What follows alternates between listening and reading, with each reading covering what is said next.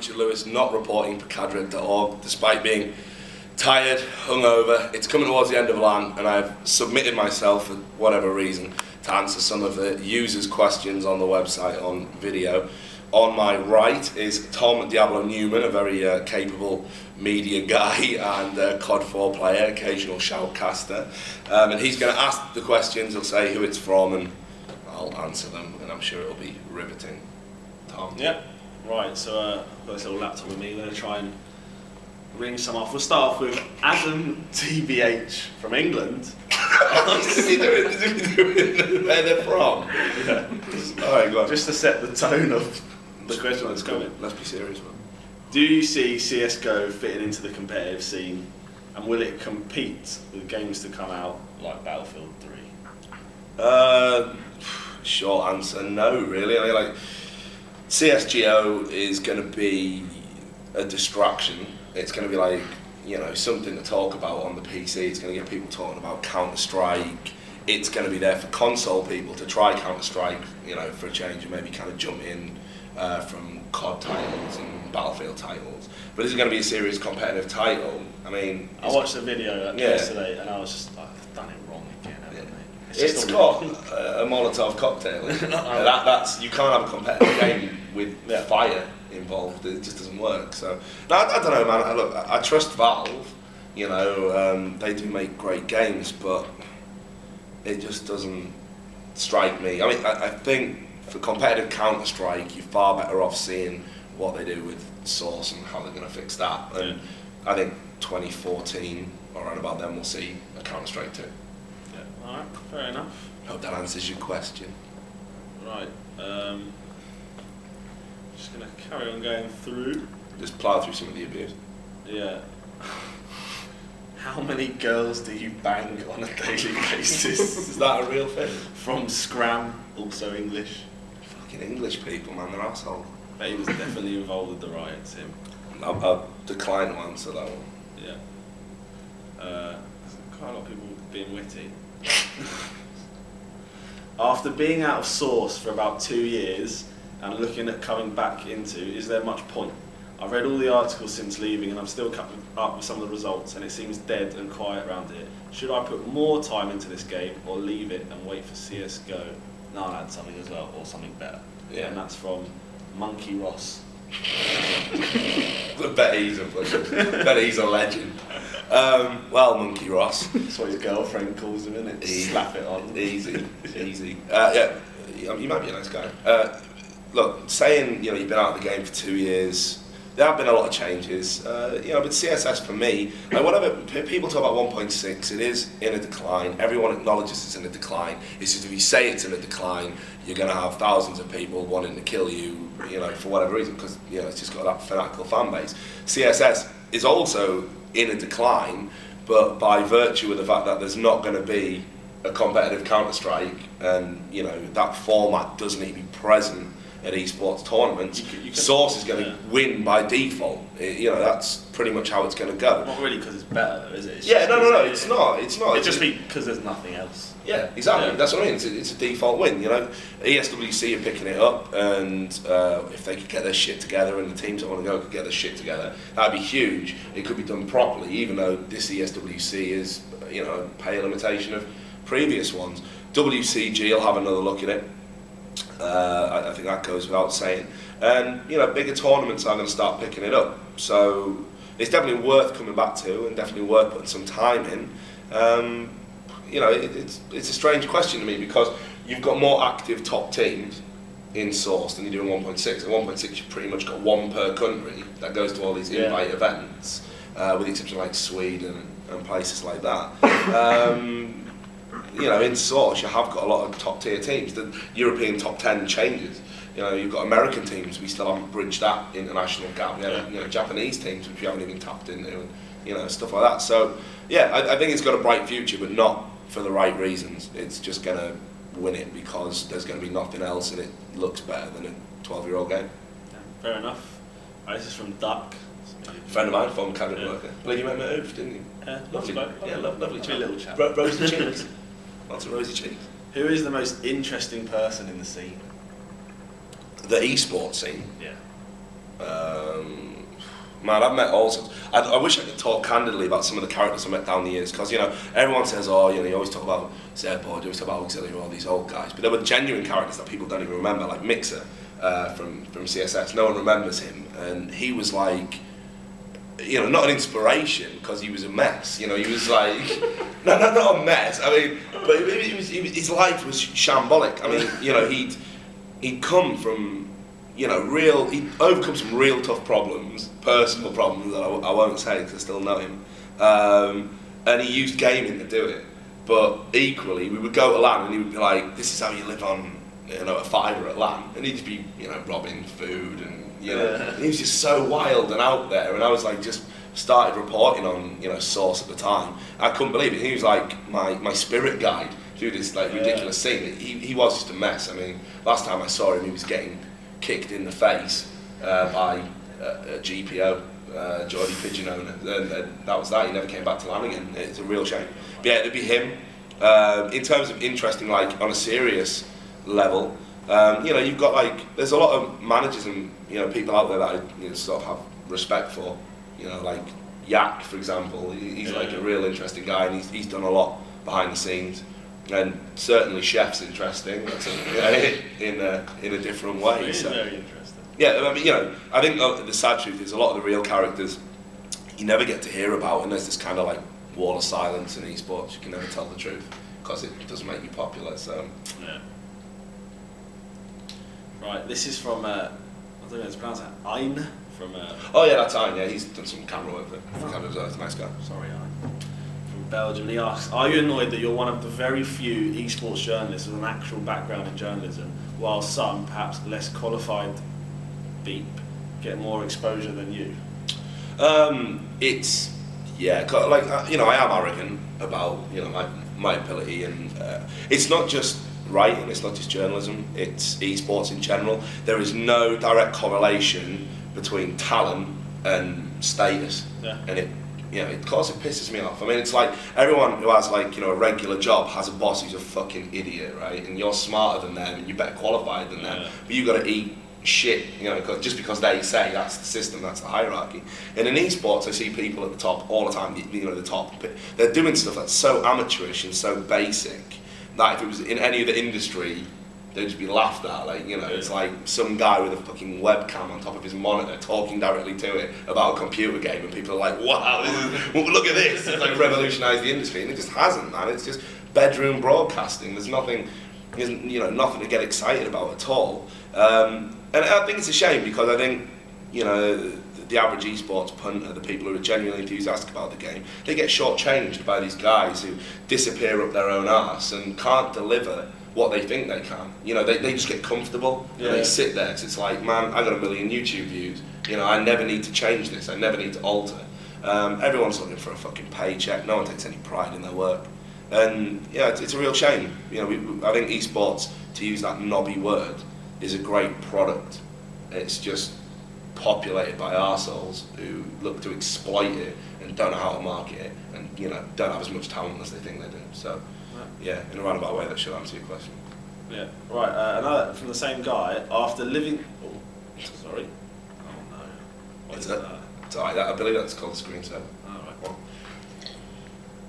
Right. After living the dream of esports journalism for a while, what other field would you trade it for, and why? That's a good question. I like that one. It's hard. It's a hard question to answer, because I know I come across as jaded, and I know there's going to be, you'll get some questions later on, so I won't elaborate on that. Pretty much every other question was, why do you do it when you hate the job? Why do you do it when you hate the job? So it obviously comes across that I'm, you know, jaded. But like, I still like esports. The things I miss, like, revolve around management, you know, stuff like that. Just being with a team and, you know, having a good time, going to an event and not having to sit staring at a fucking laptop after 4 hours sleep, and, you know, there's a lot. It's not glamorous at all. Like, if anyone thinks like, oh, getting a free LAN is like glamorous and exciting, you sit there and you work for the entertainment of others, and the hilarious part about coverage is you don't even follow the tournament. It's just a bunch of numbers on a page, it's just a bunch of words. You know, you're not really processing what's actually happening, because you've got to provide the information for everyone else. It's not there is not a lot of enjoyment there. You know, the only enjoyment I get is from rattling a few cages when I write an article, and it pisses everyone off, you know, or it shakes someone off their apathy, you know. You can't just put good read and expect me to get a chubby on the top, do you know what I mean? So, if I could work in any other field, I still like journalism, you know, sports journalism, political journalism, any form of journalism, you know, writing is pretty much what I've done all my life, but ultimately esports journalism it isn't very rewarding. I think right now, the way I feel, like, you know, I'd bite anyone's hand off for anything else. Fair enough. Sorry, Tom. What does it matter in 100 years anyway? It's true. That's why wise man said that. Very wise. God. Some of these questions, where do they come from? Do you mean the people or the questions? Both. Out of a hat. What is the circumference of your bald spot? It's grown so much, man. I couldn't believe it. I was like watching videos. I was like, what the fuck has happened? Like, it was like 2006 was like a 2 pence piece, and now it's like a fucking saucer, man. It can't be right. Anyway, this is from Adam Stevens. If you could pick any 2 teams that have played while you've been reporting on the CSS scene to play a best of 3 game, who would it be? All very games and Birmingham Salvo, because that's pretty much the only question that is unanswered, I would say. Both were dominant in a particular era. When salaried, Birmingham Salvo were the best team in the world, no doubt about it, and you know, we're British, which is, you know, quite rare. Very Games, the initial iteration of Very Games led by KRL, it wasn't packed with talent in the same way that we think of French teams now, but it was just a machine. It just worked, and I would love to have seen those guys, you know, square off against each other. And they were like pretty hyperactive. Yeah, exactly. Like great personalities. Like KRL is one of the, you know, best people to watch. Like he's so into it and so jacked up, and obviously Rattlesnake's exactly the same. So you've got these 2 great captain figures as well. So that would have been the ultimate match. And the one thing that pisses me off most of all, this is a side point about CSS, is you can make these matches happen.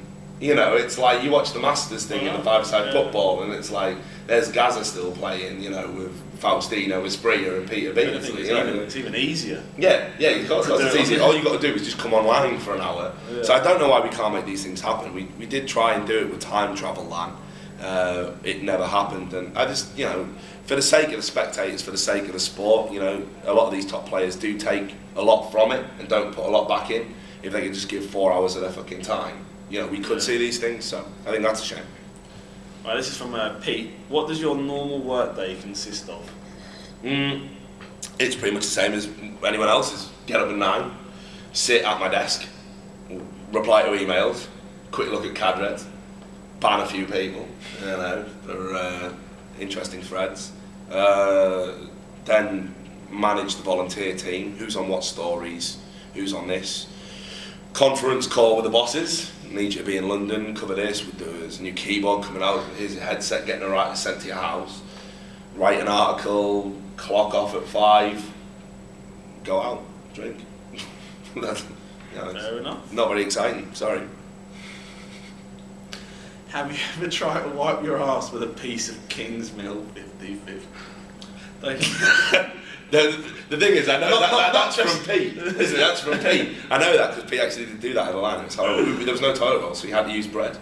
I don't even know how that happens. I don't know how you can be in a situation where you've got no toilet roll, but you've got bread available. Right. That's horrible. Would you?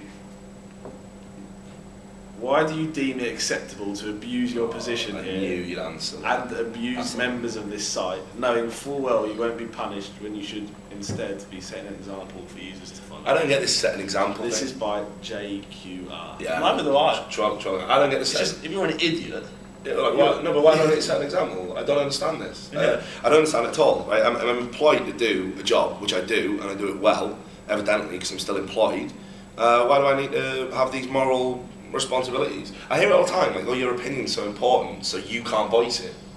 What the fuck? That makes no sense. Like, surely I should, you know, if that is the case, then, you know, be quiet and listen to it. Don't tell me I can't say it, you know. And I don't even think that. I don't think of myself as, like, you know, some influential figure. I'm a guy. I write about games. It's not, you know, it's not amazing. You know, is it what you do for a living? And if I've got an opinion, I want to express it. Oh yeah, but I think the thing that people can't really make the disconnection from is that, say, you'd write an article and then you do the comments on the same website. So it's sort of like, if you did like a blog where you just moaned about everyone.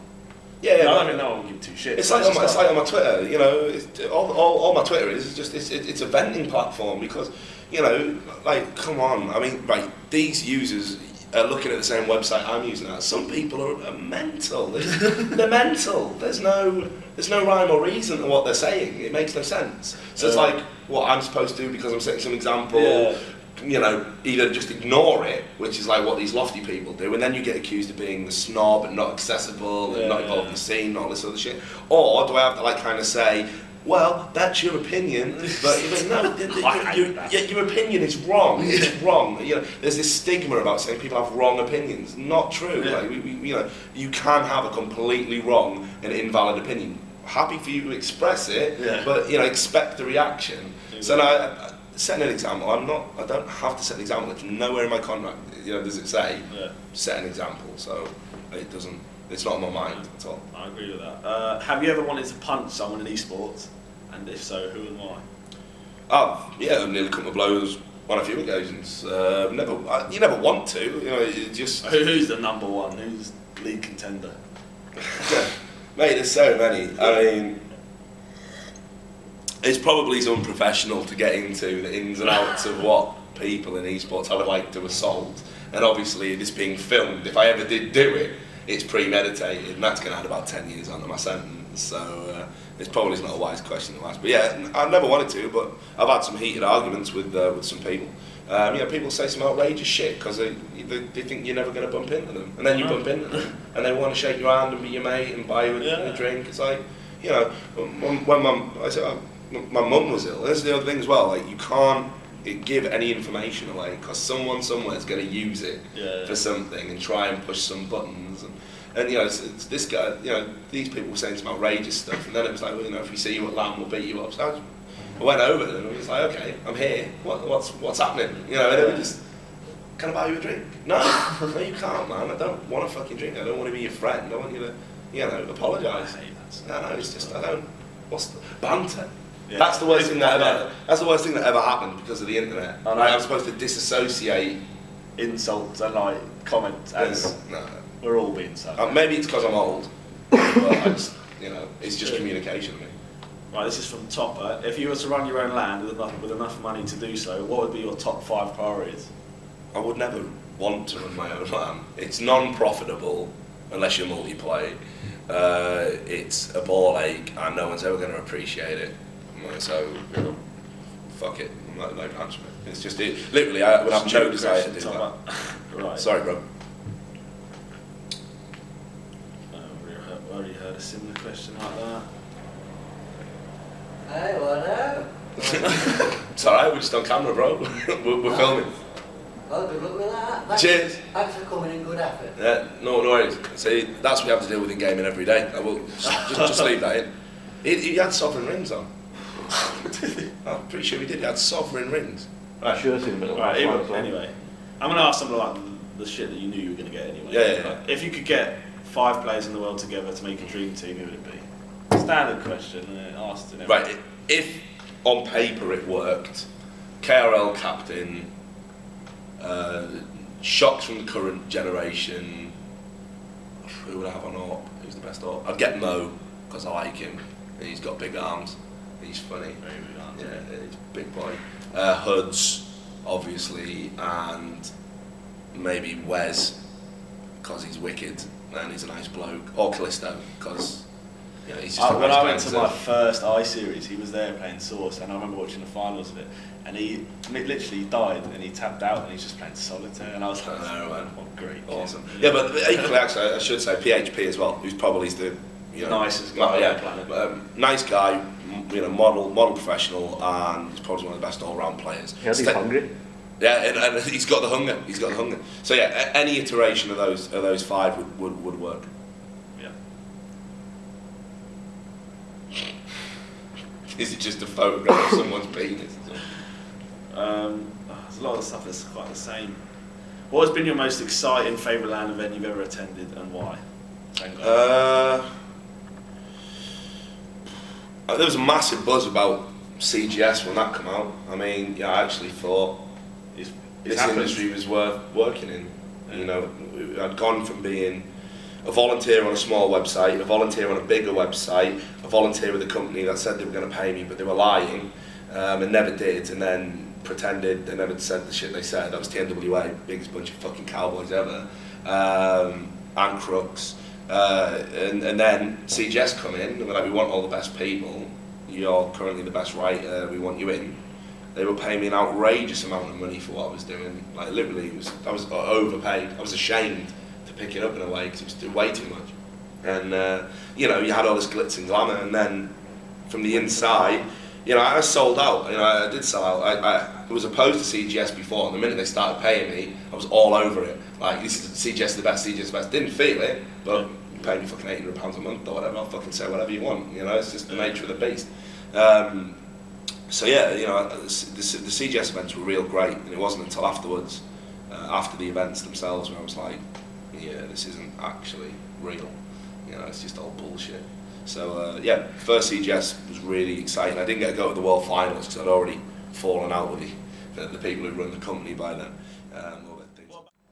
Right, and we've got a question here from another one from JQR. Why do you continue to pursue a career in esports journalism when you clearly despise doing it? It's not that I despise the job, like the job itself. You know, it's got a lot of fun parts to it. You know, you get to express yourself creatively. You know, it's really autonomous. You know, I've done shit jobs. You know, I've had plenty of shit jobs. I used to kill chickens with my bare hands for fucking £2.50 an hour on a farm. You know what I mean? The fucking serial killer bacon story, isn't it? You know, like, yeah, you know, that job was horrible, and you know, so this is way better than that shit. You know, it's not like I'm not qualified by that. I'm not a redneck or anything. It's just unfortunate. It's Wales, but you know. But yeah, fucking, I don't despise it. What I despise is sort of, you know, you couldn't. It's just the lack of. It's not even the lack of appreciation. It's just the fact that you've got to interact with. It's like you like doing it, and then it'd just be you get nothing. Like one day, I can't just get something out of it. Like it's not that, because I get paid. I get paid well. I know everyone thinks I earn like $200 a month. It's not true. You know, I don't have to do anything else. I do freelance work outside of it. I get paid for that. You know, it's you know, I've got a good standard of living, and I'm doing something that theoretically I'd enjoy. I think what I don't like is the instantaneous interaction you have to have with everyone. Like, I can post something, and within 2 seconds someone can call me an asshole. You know, and it's, you know, they haven't even read the work. It's just there. See, I reckon it'd be nice if you were like in a newspaper where you didn't really have. That's what I mean. Yeah, I used to like that. You know, I used to be a staffer at a paper in Essex, and. You know, it was great. I mean, and, you know, I never got a byline or anything, but you know, it was just, you just did your work, and there was no one's ever going to say, oh, that 250-word piece about a cat that got stuck up a tree was really shit, man. You know, see what man, and you know, it's just, you don't get that stuff, and that's what I hate. I hate the fact that people can't be just a little bit more mature and just take that step back and just be like, okay, I might disagree with the content of the article, but what I'm going to do is I'm going to argue the points. It's always, I hate you for writing it. I hate the article's bad. Everything's bad. You can't write. You're a mong. I know nothing about journalism, and I'm going to lecture you on journalistic ethics and journalistic practices, which you studied. So it's just a quick insult. It's just easier, isn't it? For people just to go, you're an idiot. Yeah, I know. Yeah, it's you know, it's just that's what I don't like. I think I would like. What I hope in 10 years, esports people are going to be like a little bit more enlightened and a little bit more sort of knowledgeable about the people that present the stuff to them. It's not just going to be a bunch of kids just abusing you because they can. Yeah. You know. On the topic of time, how much longer do you see yourself doing this job? This is from Bazza. Yeah, I've actually been in a team with Baz. From the homeland.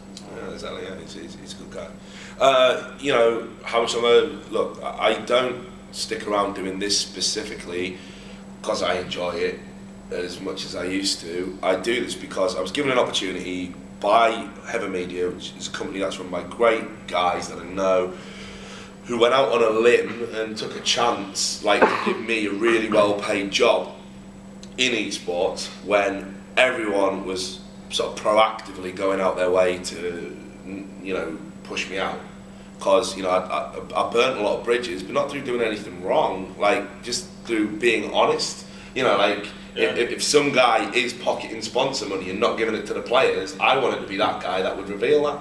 Yeah. And the point is, politically, you can't. It's like a fairy tale though. It's always that guy that comes out trumps in the end, isn't it? Well, no, not at all. Because it used to be Carmack, and then he sold out, and now look at him, and he's getting the. So I don't understand it. But Heather Media, right? They were told by like everybody, this guy's a drunk.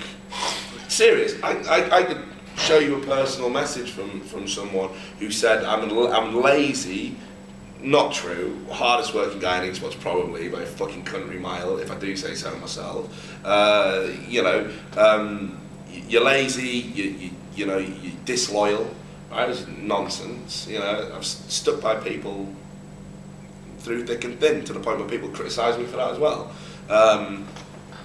You were drunk, and people going around and saying this, like he's got a drink problem. He's got a drink problem. He's got a drink problem. I learned. For the hard way, I went to i43, massive fail as a manager. I took a team of CSS guys, and we were seeded 5th, and we finished in the 17th to 24th bracket or some shit. We did absolutely fucking terrible. And I went out and did what guys do. I got smashed, and then just got pissed and down the fucking bottle of Jack Daniels and just had a mad one. And what happened was, people were like coming up to me and sort of wrestling me into the mud and pulling my trousers down when I was stood at the bar. And everywhere I went, people would take pictures of it. And then they sent those pictures to the CGS and said, look, proof, he's a drunk, he's an idiot. I wasn't there working for anyone, I was on my own fucking time. Yeah. And that's the sort of shit you have to put up with. Like, again, CGS, Scott Valencia, another guy, no time for him at all. He gets all this investment money and then just sort of, misspends it. He was a large part of why CGS failed. They hired the venue, the Amiga sector venue in Birmingham. There was an agreement in place there that they had to use it for these events. And I was working as a manager there, and he was telling my boss to ban me from my own venue because we'd had that falling out over something that I'd said about CGS not being honest, which it wasn't. And so that's the shit. I mean, Heather Media don't treat me that way. How can I walk away from that? I can't. I would be a prick then. So I stick around for the bosses. It might make me sound like a corporate lapdog, but they didn't listen to all that shit. And they didn't try any of that shit. And they were honest. And they gave me a good paycheck and allow me to live the life I do now. So I've got to stick with them until they don't need me. Really, I think that's the only way I can kind of. Yeah. Make it right. Fair enough. You sounded really interested in that answer. Fair enough. Moving on. Right. How would you, in one sentence, describe the whole CSS community? In one sentence. One sentence. Do it in one word. Do it in one word then, and then do it. Alright, just do it in one word. I'll do it in one sentence. No, I'll do it in one word. Fuck it. Immature. That's it. That's all it is to it, isn't it? It's an immature game with an immature scene, and it's just never going to hit its full potential because. But what's funny though is people don't really want it to. The majority of players are a lot older than the COD 4 guys. Yeah, but believe it or not, Daddy in the scene. Yeah, I know. At 20. Yeah, still a young fella, It's just, look, man, it's just. But what it is, it's just. I don't know what it is about the game and the format, but it's like I say, I think there's this generation of middle class white kid, that like he doesn't have. They don't have tussles in their nice schools, and they don't have this conflict, and it just seems to attract that type of person that likes to settle scores online.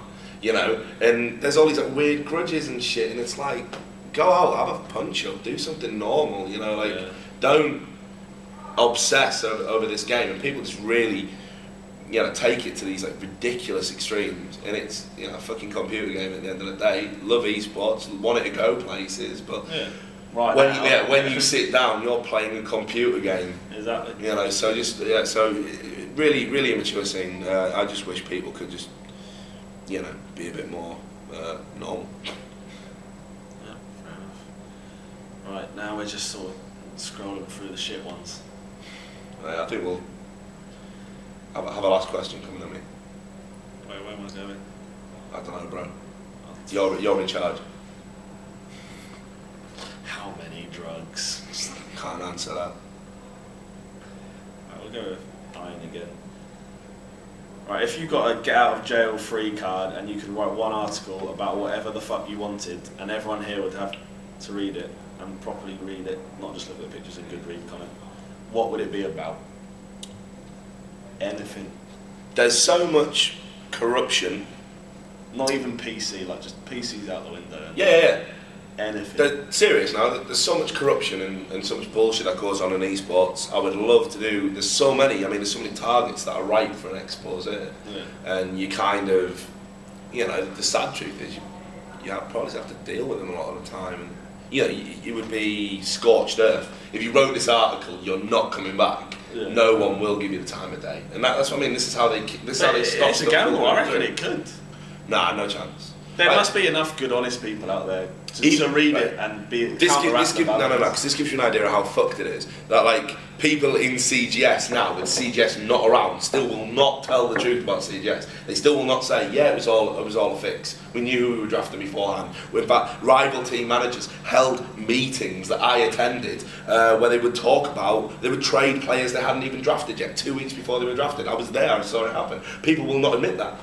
You've got like Odie and BSL still say this day there was no fixing involved. When you've got other staff coming out in America and saying, yeah, of course it was a fix. Of course it was a fix. It was bullshit from the ground up, One guy who played Project Gotham Racing, Neo Jake, he literally got drafted because on the first day I was at the event, I was in a hotel, I heard some Irish guy talking about how he'd come over. I didn't know anybody, so I thought I'll just talk to him in the lobby. He turned out to be someone who was competing.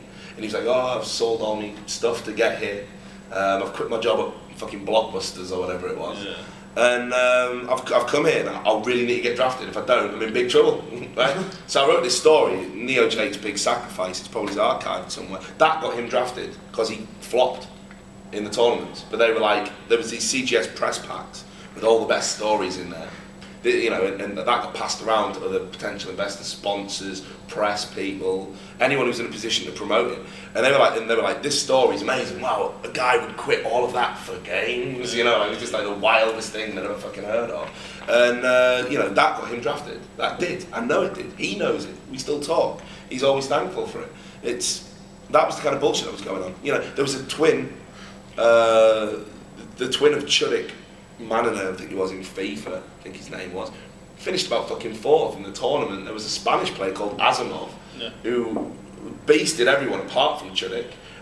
He was never getting drafted because they wanted the twins. Yeah, why? Because it's a fucking story, isn't it? Yeah. And this is what I mean. So that's just on the player levels. If you go into all the other stuff, like all the fucking sex, drugs and rock and roll that was going on in CGS, it was like the Roman Empire for gaming. It was just fucking debauchery everywhere.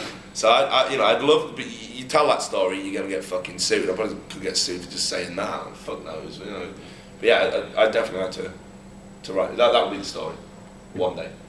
The big reveal, just the lot. Yeah, drop the bomb. Terminal illness policy. Do it now. Nah, I can't, man. Can't. Serious. Got to work. Anyway. Right. Think. We're done? Yeah, we're done? We waffled on long enough. Yeah. Told the people to ask questions. Sorry if I didn't get round to yours. I don't really think it's probably been that interesting, but if you find it interesting, whatever. Stay tuned to the website for some real coverage with interesting people you want to listen to. Thanks very much. Bye. Bye.